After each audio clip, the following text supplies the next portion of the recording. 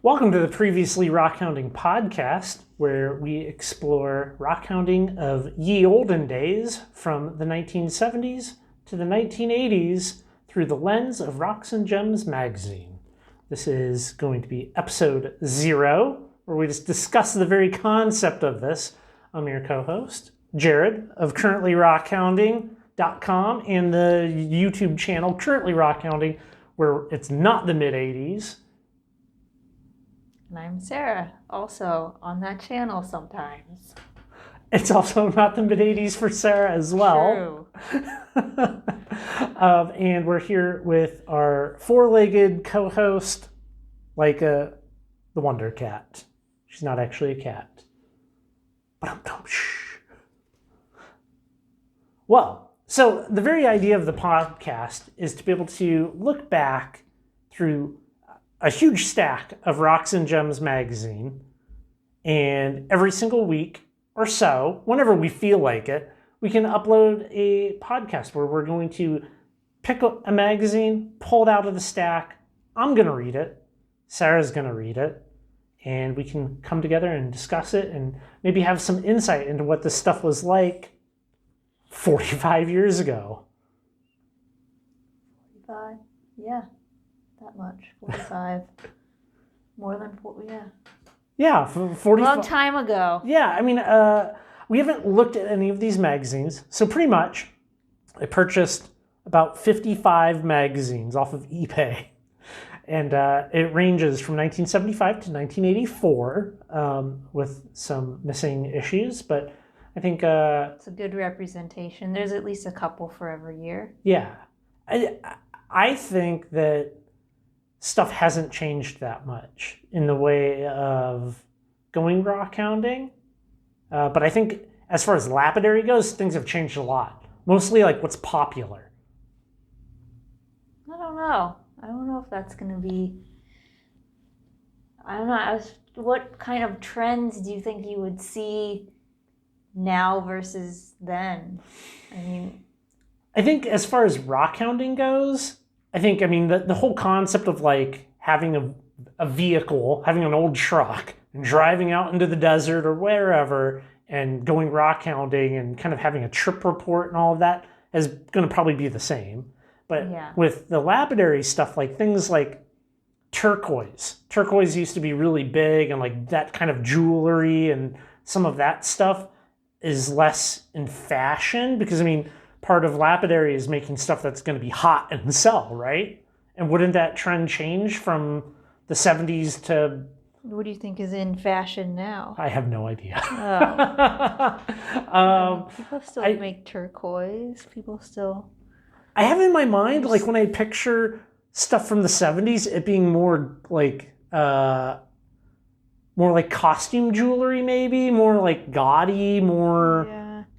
I might be totally wrong. I don't know. Is just rock gem jewelry less popular? Was it more popular? I think I'm going to say it was more popular, although you wouldn't know it based upon the amount of social media out there today where people are like showing the cabs and stuff that they make. But even from my own like kind of loose polls on the YouTube channel, like 90% of the people that make cabs make them and put them in a box, and that's it. Yeah. Like they never actually become jewelry. So you think people used to make more jewelry with whole cabs? I think so. I think that was definitely the case. I certainly see a trend nowadays of more people just having big cut and polished specimens. And that I might be biased because that's what I do. So I see more of it. But I don't know. Yeah. I think I'm interested to see when we look at the huge 55 magazines, is it going to be a lot of like really similar stuff? Or is it going to lean towards like beginner projects or advanced projects? How much equipment are they assuming everybody has? That's a good question. Because if you're like, here's a faceting, I know they do. Any way we spin it, it is going to be like what they thought was popular at that time. Popular enough to put it in a magazine to sell. Yeah. So we can just assume that the editors of Rocks and Gems magazine in the 70s and 80s had their finger on the pulse of what was popular, probably.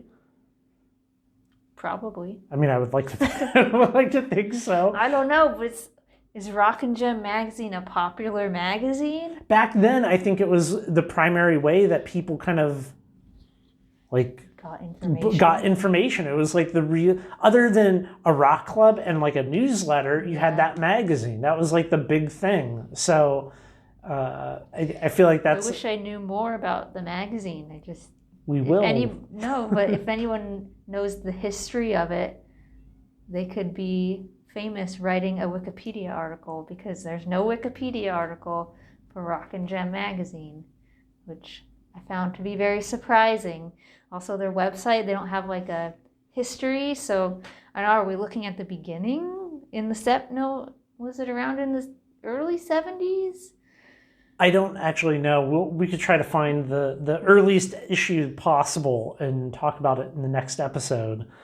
But one thing that I am curious to see is the ads. Okay, now I'm just assuming that there's going to be a bunch of ads in these magazines. Yeah. I have looked at some old issues of Popular Mechanics, which I think that has all kinds of cool ads for like kits and weird machines and just different things. So I think that there's also going to be ads for like cool vintage equipment in these. I guess at the time it'd be current equipment. Yes. Vintage today. If he'll have ads for vintage equipment, will they have like kits for making your own equipment? I think they have instructions in the magazine for making your own equipment? I have no idea. I'm under the assumption that both of those things did exist in these magazines. Like both kind of like plans on how to make your own rock tumbler, or like you could send away for plans. That's what we should do. Send away. If there's anything where it's like put a self-addressed stamped envelope and $1, we should send it to the address. Here's your $100 bill. We adjusted for inflation. Yeah. Somebody will just get. We'll see what kind of rock hounding reports they put in there, and whether they're telling people to go to public lands to find stuff, like places that are known rock hounding spots. Would you think there's going to be anything around here in Washington? Definitely. Mentions? Definitely. I think that it'll be nice to have the perspective of a place like Little Glass Butte in Oregon, Red Top here in Washington, and see maybe some trip reports and some what they were thought about these rock hounding locations 40-ish years ago. There's the whole like idea that we're running out of locations, we're running out of material. So it'll be neat to read some of these and then look them up in modern day times and be like, oh, they were saying that the material is running out 45 years ago. And then here we are today, and people are still going out and doing, hitting the spot. I wonder if there's like a letter to the editor, like opinion section in it, where people write in. They'll be like, no, you told my favorite spot. It's going to be ruined. Or like, in 1978, June, you reported on this spot. Well, I went out there yesterday, and it was trashed. Thanks, Rock and Gem magazine, ruining this hobby. I don't think they would print that letter. They probably I wonder how much hate mail they got. I don't know. I've gotten a decent amount. Right, so they must have gotten some. I think, I know that there used to be like some newsletters that people could write into, and they would write in and ask for advice. So I wonder if there's any advice columns in these. Yeah. I would love to read like the advice being given out back then. I mean, I'm sure at least there's going to be a couple articles on like, are you new to rock hounding? The basics, advice, stuff like that. I don't think that's going to be different at all. I think the advice for somebody that's new back in the 70s would pretty much be the same as today, except today would be like GPS. Yeah, do you think it's going to be good advice? I mean, if the advice is like bring water when you're going to the desert and never leave home without your rock hammer and, I don't know, it seems like like- bring a milk crate to put your finds in, that type of like standard Yeah. advice, like sure, like that's kind of timeless. Yeah.